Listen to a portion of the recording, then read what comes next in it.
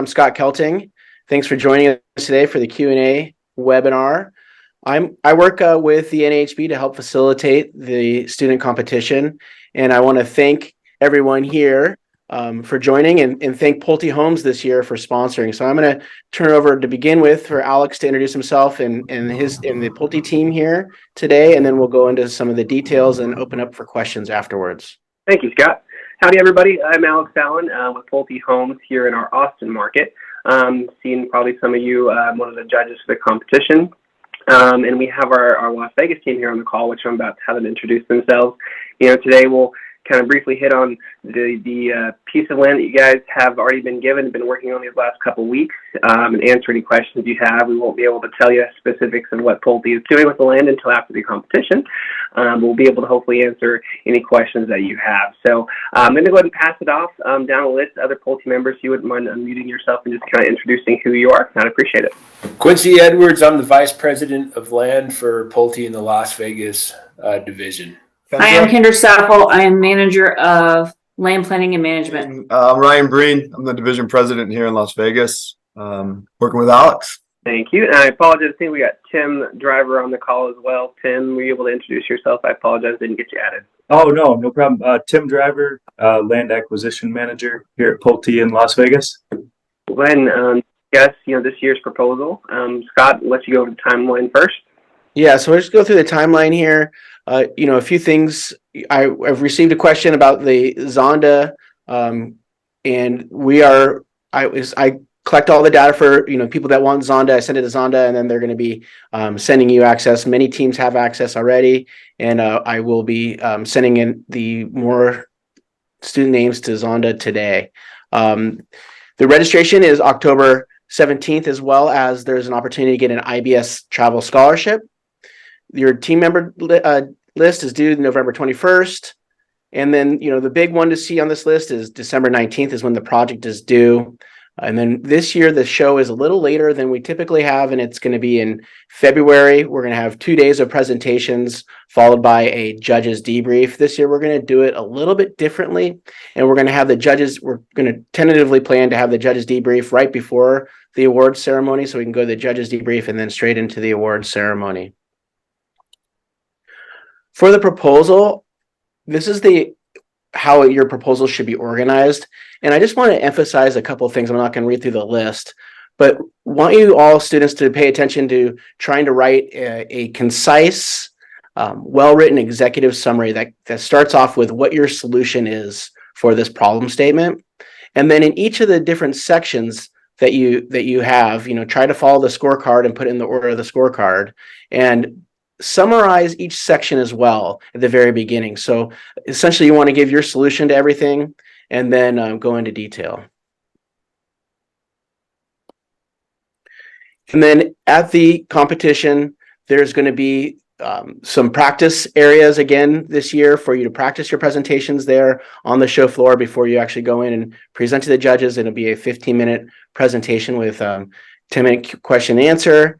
And then you also want to remind you all to sign in the permission slip for the waiver for us to be able to video you all and share it on Facebook live stream. Now I'm going to turn it over to the Pulte team to talk about the problem description. All right, thanks, Scott. So, as all of y'all have seen, this year we have our subject property located in it's West Summerlin, Nevada, west of Las Vegas, which is about 48.4 gross acres, comprising of two different parcels K and parcels L, which are found, it's in a planned community of a PD, a development community. Asking price for this project, we are asking, it's $55 million with a tentative closing date of February of 2024. Your team needs to figure out how to obtain the necessary approval from your senior executive of your own firm to purchase and develop this property. In terms of the map, you will see here kind of where that overall layout of that planned development parcels K and L, which comprise of that total acreage. And other kind of zoning and purposes for this mixed community all around. I know many of you probably have already had your eyes on this in the documents and started gone through some of these details. We've answered some questions so far. But other than that, before kind of heading into questions and answers, is there anything the Las Vegas team would just kind of like to add, maybe just some more color around this specific parcel in your area? Yeah, I can add some color to that. We're really familiar with these maps. These are maps, development maps that a master developer who has tens of thousands of acres and have sold to us over the last 25 years in Summerlin. And so I don't want to just assume that everybody understands all of the colors on these maps. The yellow parcels are lower density, bigger lots. As you get darker in color, you get more intense, denser uses, and you can see on the map what the gross. Does it show, Alex, what the density on each of those are and the land use? They have the full document of the PD that outlines the different kind of lot requirements and things like that. So yeah. And so the documents that go along with this will tell you where they're more intense. The CP1 parcel right across the street that's striped green and blue is probably the biggest park that this master plan has ever done or will do. And then there's a ton of open space all around it. And then as you move farther west, to the left of this map, the uses get less and less intense up to ultimately custom lots and some of the most desirable open space in the Las Vegas Valley. So it's a relatively high-end community with some amazing amenities around it. The Grand Park Boulevard that serves as the east boundary of K and L is it's wider than most of the arterial roadways in the master plan, and the reason is because it's the doorstep to that, what they're calling the Grand Park, and so there's a wide pedestrian corridor that's directly adjacent to K&L all the way along Grand Park for that pedestrian connectivity to the park.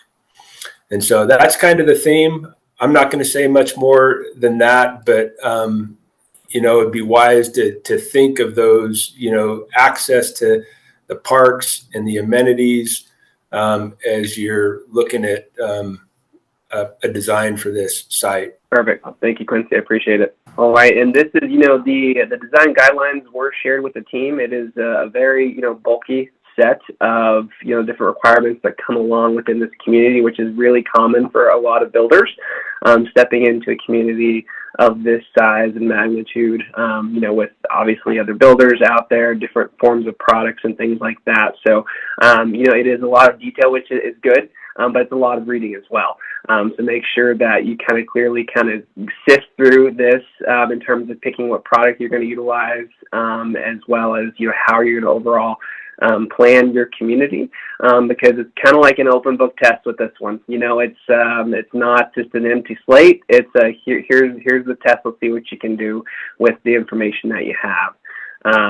So, now that we have the Vegas team on here with the call, I'd like to kind of open it up to see what kind of questions these student groups have for us. Can I ask someone to comment, kind of expound on the last comment to the Google group regarding the lot count? I can't remember the exact numbers. 292 was on one map and 168 on another map. Can you just clarify for us what those two numbers represent? I think that's one that came through on the plat itself. That was a max guidance from Las Vegas. And Kendra, I think you were able to answer this. Do you think you could kind of speak to that discrepancy with what was shown the plat versus the other documents, or anybody else in the team? Yeah, so the 292 was a representation of the max density allowed by the city of Las Vegas. And then also through the design criteria plan that was issued to us by Summerlin, they go through and do a water network analysis and a sewer analysis that will basically tell us what the max unit count that those facilities will reach capacity. And so that is the lower number of the 168 or the 268. So we have the ability to go through and design for a much higher lot count, but we need to do a network analysis to make sure that the utility capacities would meet that lot requirement. So for this competition, do you have guidance, or you want the students to come up with their recommendation? Right, they don't have a capacity to go do a study on that. So I'm just wondering if you have guidance on which direction to go with that. Stay with the 168 or be more aggressive, because there might be a possibility to be more aggressive. Correct. And then have the ability to do that study. I would say that just be cautious of the lot sizes that it does specify, because if you go too high, your lot sizes actually might not have that high yield with the Vegas requirements. But if they're going to go with the assumption that they can have a higher lot yield, I would just say specify that you had gone through that process to have the study done, and maybe have some items behind that if they're going to proceed with that. Good question. Other questions? Yeah, Kyle Lance raising your hand. Are you able to unmute? Okay, so my question is off of the land design that we were provided and the contour line that kind of breaks off parcels K and L, we are allowed to build over that, correct? Yes. Yeah, there's nothing magic about that line. They simply combined the two parcels when they put this out to sale. The only thing that you need to be cognizant of is that there's drainage facilities in Grand Park that only accommodate so much flow, and so you may have to split flows. Just be careful, read that drainage criteria, and make sure you have room, capacity in both storm drain and sewer lines for whatever portions of K and L you put into those lines. Okay, thank you. All right, who's next? Yeah, so my second question was regards to in the development, like sound barriers may be an issue in regards to like preventing sound from traveling to like different lots. Do you have any recommendations of how to like combat that necessarily? I can tell you what we've done in other Summerlin communities, and it's I would just read through the design criteria. We haven't done anything special other than CMU or screen walls, and so we've never had to do anything above and beyond that unless we were right on the beltway, and then we had to do a sound study. I wouldn't assume you have to do anything like that here. I think this is these design criteria. It covers a really wide variety of areas within Summerlin. Some of those are internal to the master plan. Some of them are next to the beltway, where you'd have a high volume of traffic. Not the case right here. You may want to consider it. We don't know what the programming of the park is going to be in the future, but I think the design criteria is pretty specific on what kind of fencing and walls you have to have on the perimeter. And so assume that you can just go with what is specified in that design criteria. Okay, thank you. I guess, Quincy, I'll ask a follow-up question on that for the group. Could you help kind of explain the difference between maybe some of those screening fences, the screening fence I'm sitting along that Grand Parkway versus like the other fences, if there are any inside the community, and kind of who is responsible for those screening fences? Good question. So the difference between the different walls and fences within the community, you've got what's called, I think, product wall that's internal, where you might have lots that back up to each other that aren't visible from a collector roadway or from an open space. And those are the walls or fences that the master developer is the least concerned about. And so that's where you save some money and you go a little bit more aggressive in your pricing, and we use smooth CMU wall. It's the cheapest thing, and there's criteria that tells you what you can and can't use. But if you're going to save money, that's where you want to do it, is on those lots that back up to each other. On the perimeter, they're real specific. They have what they call village walls, and it's more ornate.